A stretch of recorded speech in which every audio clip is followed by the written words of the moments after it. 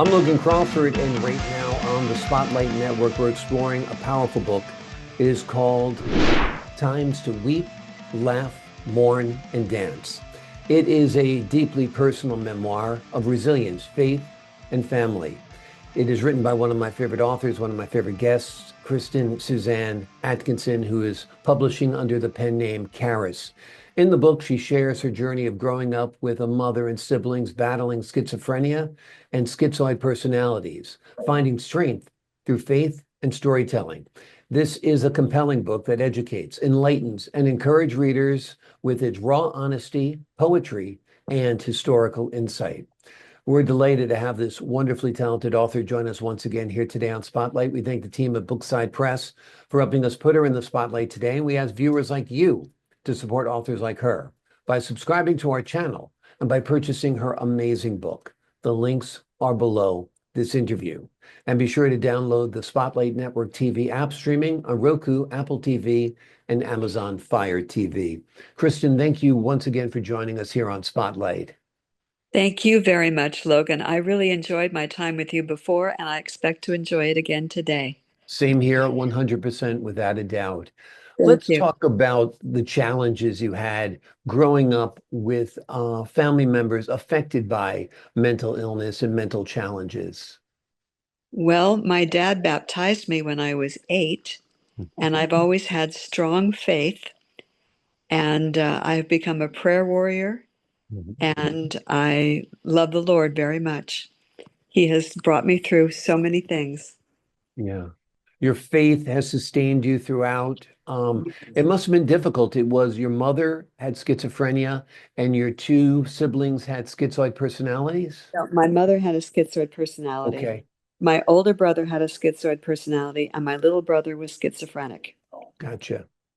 And after my parents died, I had to take care of him. And I always got him whatever he wanted for his birthday or Christmas and fixed him the food he wanted because Hmm. I loved him and my dad the best. Yeah. Yes. At what age did you realize that your mother and your siblings were different than other people's mothers and siblings? Well, my little brother became schizophrenic at 20 when he was dabbling in drugs. Hmm. And my mother had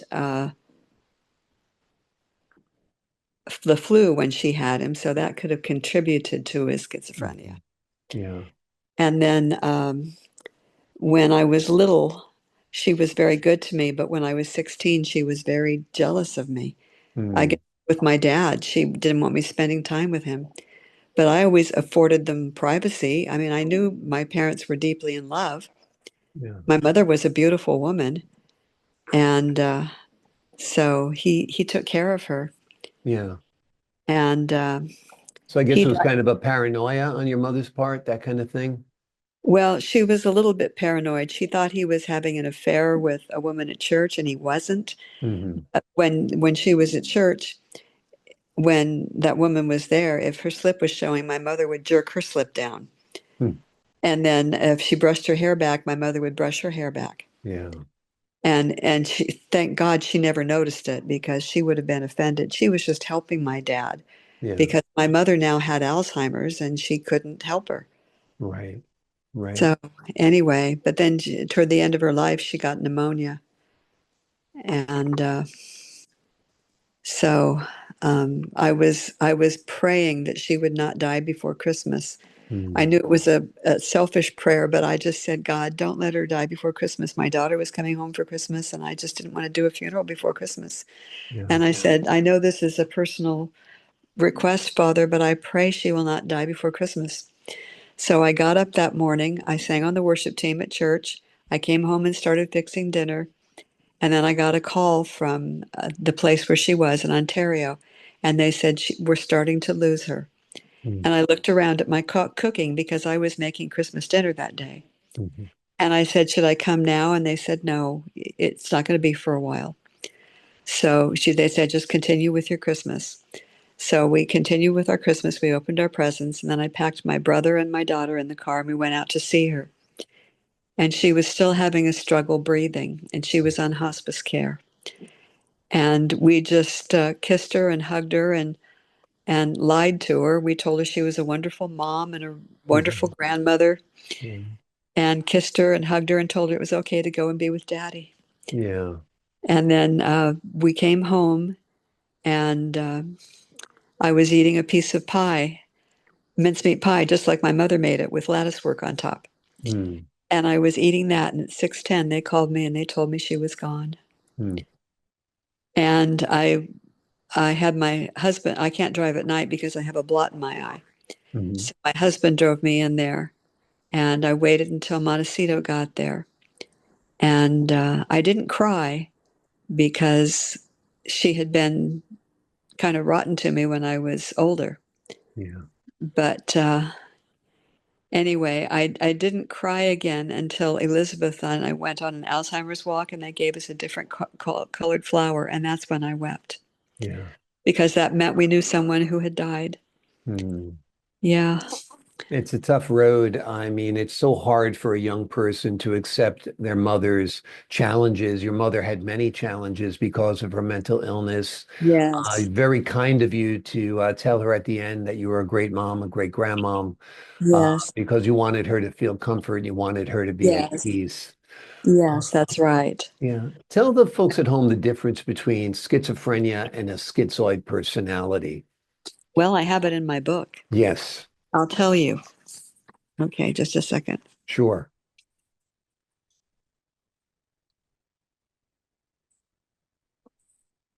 Okay, a schizophrenia definition is a psychotic disorder characterized by loss of contact with the environment, by noticeable deterioration in the level of functioning in everyday life, and by disintegration of personality expressed as disorder of feeling, thought, as in hallucinations and delusions and conduct. That's the schizophrenia uh, definition of Definition. my little brother. Yeah. And then the schizoid definition is characterized by, resulted from, sending toward, or suggestive of schizophrenia. Yeah. And my mother and my older brother certainly had that. Yeah. Yeah, because my older brother tried to beat a train. He was driving a Pontiac Satellite Sebring, and he punched the accelerator, and the catalytic converter made it stop on the tracks. He got out just in time. Good God. And the train hit his car, and then he got a ticket for it. Yeah.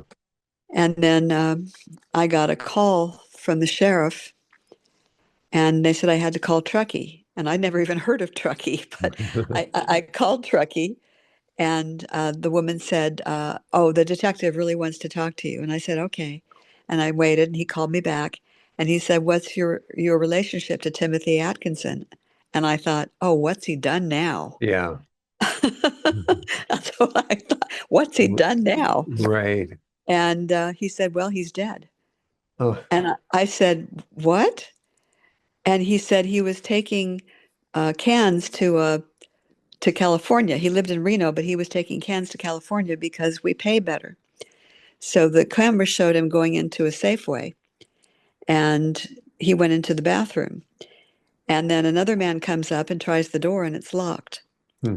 And another man comes up and he turns around and talks to him, and then suddenly the door is unlocked. But Tim was on the floor dead. He died of the same thing my dad did, but he was 64. Hmm. My dad was gone in 2 minutes, and so was Tim. He was dead. He couldn't have opened that door. I think God or an angel opened that door Yeah. because those two men were doctors. And the first Hmm. one tried to revive him, but it was too late. And the other one called the paramedics. Yeah. And I didn't have a place to put him. So I called his son Ryan, and he came and got his body and had it cremated and had his ashes strewn over Bodega Bay. Hmm. And Wow. then, and then I was with my little brother when he died. He, um, he was supposed to have a test on February 8th to find out why he couldn't move his hands or his knees. But this was the 1st of February, and I'd had my power of attorney sent when my ex-husband and I were signing papers for our house. I said, "Could you send this to Arrowhead Regional?" And they said yes, and they didn't even charge me. Wow. And so they sent it to Arrowhead Regional, and on the 1st they called me and they said, "We've had to code him twice because he didn't want a DNR." So I said, "Can I come?" And they said, "Yes, bring a mask." So I brought a mask. I drove out to Arrowhead Regional. I got in. He was in intensive care. And I walked over to his bed at 1 o'clock and I put my hand on his hand and I talked to him for 2 hours, telling him how happy I was that I could come to the house when it was his birthday and Thanksgiving and Christmas. And then after my parents died, he came to my house for those things. But he was hit by a car on the intersection here. Mhm. And so my mother had she was there, and so I said, my dad said, now your mother has Alzheimer's, so you'll have to go to the hospital. He looked like a deer in headlights. Mm. He was so he was so messed up. But they put a rod in his leg, and then when he was at his first board and care, his director called me and she said, Miss Kristen, there's a piece of metal coming out of your brother's leg. And I said, oh, that's just the rod they put in. Take him to the doctor and see what they say. Well, he had to have surgery. And I was on the grand jury at the time, so I had to take a day off for his surgery. And when they opened it up, there was a virulent infection inside. So he was sent to rehab for 3 weeks. And I visited him there. And then I had my power of attorney sent there. And when I went to pick him up for a thing, they said they lost my power of attorney. And I said, if you don't give me my brother, I'm going to call the police. Mm. And they're going to look at my ID and they're going to look at his ID and they're going to know that we're brother and sister. And then a doctor came in. He says, give her her brother.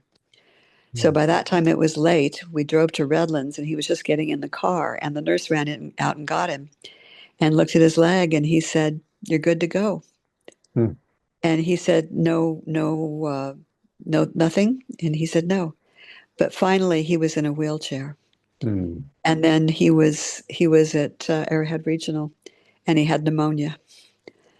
And so I was there for 2 hours talking to him. And he was in a wheelchair when he was at my house for the last time. He was 60. And then he was lying on the bed and he had pneumonia. And I knew he was never going to get better. Mm. So about 5 minutes to 3, I said, give me my power of attorney. I'm going to sign it. Mm. Hardest thing I ever did. I'm so And sorry. then I said, let him go. And I saw a student nurse come over with a warm washcloth to wipe the blood and spittle off of his face. And I said, honey, you're going to be a wonderful nurse one day. And she looked at me with tears in her eyes and she said, thank you, Oh, because she had compassion for my brother. yeah. So anyway, I said, let him go. And about 4 minutes after 3, I said, I think he's gone. And they called it 3:05. And then the nurse at the Oh, bottom of the bed came over to me and put her arms around me and thanked God for me being a good sister to my brother. wonderful. And then she prayed that I would have a safe thing on going home. So I Mm. called Henry. We weren't married yet, but he took me to the Tartan and Mm. bought me a glass of wine and a glass of water and bought my dinner. And I just sat there and cried and ate and drank and cried. I didn't care who saw me crying. My brother was dead and I loved him. Yeah.